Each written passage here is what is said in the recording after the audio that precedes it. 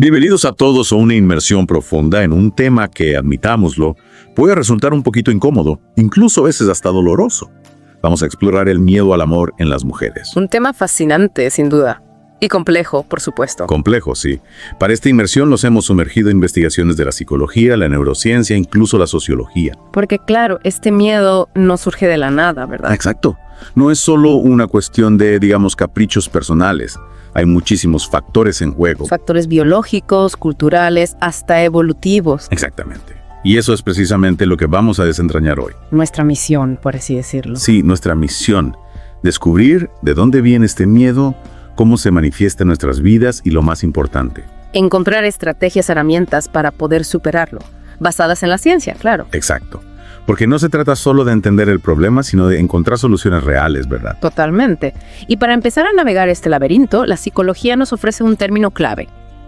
Filofobia. Filofobia. Suena, no sé, un poco intimidante. ¿Qué significa exactamente? Pues filofobia es el término que describe el miedo intenso, a veces hasta irracional, a enamorarse o a establecer conexiones emocionales profundas. O sea, el miedo al amor en toda regla. Exactamente. Y aquí es donde entra en juego la teoría del apego, desarrollada por John Bowlby. Ah, sí. He oído hablar de eso. Tiene que ver con nuestras primeras relaciones. Precisamente.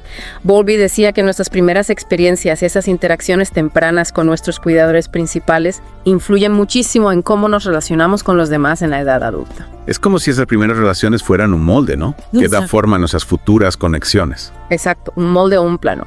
Si esas primeras experiencias fueron difíciles, inestables, llenas de abandono o negligencia.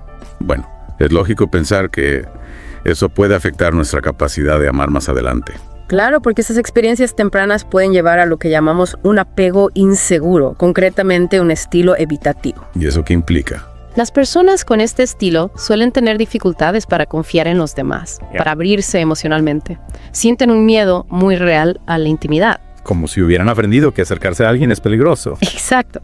Es un mecanismo de defensa. Han construido muros emocionales para protegerse del dolor. Tiene sentido, aunque sea una forma un poco triste de afrontar las relaciones. Pero mencionaste también la neurociencia. ¿Qué papel juega nuestro cerebro en todo esto? Aquí es donde las cosas se ponen realmente interesantes. Resulta que hay una estructura en nuestro cerebro, la amígdala, que es como un centro de control para el miedo y la ansiedad. La amígdala suena algo importante. Lo es. Y mucho. Y estudios de neuroimagen han demostrado que las personas con miedo al compromiso, la amígdala se activa mucho más cuando se enfrentan a situaciones de vulnerabilidad emocional. O sea que el cerebro interpreta la cercanía emocional como una amenaza. Exacto. Es como si saltaran las alarmas internas. A peligro. Vulnerabilidad a la vista. Y esto a nivel biológico. Vaya, entonces no es solo una cuestión de decisión o de fuerza de voluntad. Hay una base biológica real detrás de este miedo. Totalmente. Y no solo eso, también hay que tener en cuenta la oxitocina. La oxitocina no es la hormona del amor. Exactamente. Es fundamental para crear vínculos afectivos, para sentirnos conectados con los demás. ¿Y si hay un problema con la oxitocina? Pues puede dificultar aún más la formación de esos lazos. Algunos estudios sugieren que en personas que evitan el apego emocional puede haber una desregulación de la oxitocina. O sea que no solo se trata de miedo, sino que a nivel hormonal también hay factores en juego. Es fascinante cómo se entrelaza nuestra biología y nuestras experiencias personales, ¿no? Absolutamente. Pero no podemos olvidarnos del contexto, de las fuerzas que los moldean desde fuera. ¿Te refieres a la cultura, a la sociedad? Exacto. A lo largo de la historia, las mujeres han tenido que desarrollar mecanismos de protección para asegurar su supervivencia y la de sus hijos. Claro, en un entorno hostil, evitar relaciones que pudieran suponer un riesgo tenía sentido. Totalmente. Y ese instinto de protección, aunque hoy en día el contexto sea diferente, puede manifestarse como este miedo al compromiso. Es como un eco del pasado que resuena en nuestras relaciones actuales. Exacto. Y luego está la cultura, que también juega un papel fundamental. Piensen cómo se socializa a las mujeres. A menudo se les enseña a priorizar las necesidades de los demás por encima de las suyas propias. A ser cuidadoras, a poner a otros primero. Exactamente. Y esto puede generar un conflicto interno muy fuerte. Por un lado, el deseo de amar, de conectar, y por otro, el miedo a perderse a sí mismas en la relación. A renunciar a su individualidad, a sus sueños. Y a eso súmale la presión social por cumplir con ciertos roles de género. La mujer como cuidadora, la esposa perfecta, la madre abnegada. Exacto. Toda esa presión puede aumentar la ansiedad y el miedo al fracaso en el amor. Hay un estudio que me viene a la mente, creo que publicó en Psychology of Women Quarterly, que hablaba precisamente de eso. Sí, un estudio de 2018 que encontró una correlación bastante clara. Las mujeres que habían interiorizado más los estereotipos de género tradicionales eran más propensas a experimentar ansiedad en sus relaciones y miedo a la intimidad. O sea que la cultura nos está diciendo cómo debemos amar, cómo debemos ser en una relación. Y eso genera muchísima presión y miedo. Muchísima. Y esto se traduce en una serie de manifestaciones clínicas de formas en que este miedo se expresa en la vida real. El ejemplo. Algunas mujeres pueden desarrollar trastornos de ansiedad, como la ansiedad social, o incluso un trastorno de personalidad evitativa. ¿Y esos trastornos cómo se manifiestan? Pues con una inhibición social muy marcada, con sentimientos de inadecuación, con una sensibilidad extrema a la crítica. Es como si estuvieran constantemente a la defensiva esperando que algo malo suceda. Y eso, por supuesto, puede afectar mucho a su calidad de vida. Muchísimo. Y no solo eso, el aislamiento emocional, la soledad que surge de evitar la cercanía puede llevar a la depresión. Es un círculo vicioso, ¿no? El miedo lleva al aislamiento y el aislamiento a la tristeza. Exacto.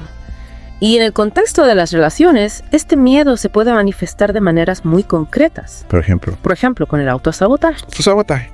Te refieres a boicotear las propias relaciones. Exactamente. Una relación que tiene potencial, que podría ser sana y feliz, de repente se empieza a torcer. Y la persona, a veces sin darse cuenta, empieza a ponerle trabas, a buscar excusas para alejarse. Por miedo a la intimidad, a la vulnerabilidad. Exacto. Es como si no se sintieran merecedores del amor o como si temieran que en cualquier momento todo se vaya a derrumbar. Una forma de protegerse del dolor, aunque sea a costa de la felicidad. También puede manifestarse con la idealización del amor. ¿A qué te refieres? A crear una imagen tan perfecta, tan inalcanzable del amor romántico que ninguna relación real puede estar a la altura. El famoso príncipe azul que nunca llega. Exacto. Y esto se convierte en una justificación para no comprometerse, para no arriesgarse a la vulnerabilidad de una relación real. Es como decir, hasta que no encuentre al hombre perfecto, no me voy a enamorar. Y otra manifestación que a veces puede parecer contradictoria es la dependencia emocional. Dependencia emocional. Pero eso no tiene mucho que ver con el miedo al amor, ¿no? En realidad sí, porque en la dependencia emocional hay una oscilación constante entre el miedo al abandono y la necesidad de controlar a la pareja. Es como una lucha interna entre querer estar cerca y tener miedo a que te hagan daño. Exacto. Y esto, por supuesto, suele llevar a relaciones inestables, incluso tóxicas. Es un panorama complejo, sin duda. Pero afortunadamente hay esperanza. Esperanza. Me alegra oír eso. Porque hasta ahora todo parece un poco desalentador. La buena noticia es que este miedo no es una condena. Hay estrategias, herramientas que pueden ayudar a superarlo. Cuéntame más sobre eso. ¿Qué tipo de estrategias? Bueno, lo ideal es un enfoque integral que abarque diferentes aspectos del problema. Por ejemplo, la terapia del apego, que se centra en reparar esos patrones de apego inseguro que hablábamos al principio. O sea, aprender a conectar de una forma más segura, más sana. Exacto. La terapia cognitivo-conductual o TCC también es muy útil. ¿En qué consiste la TCC?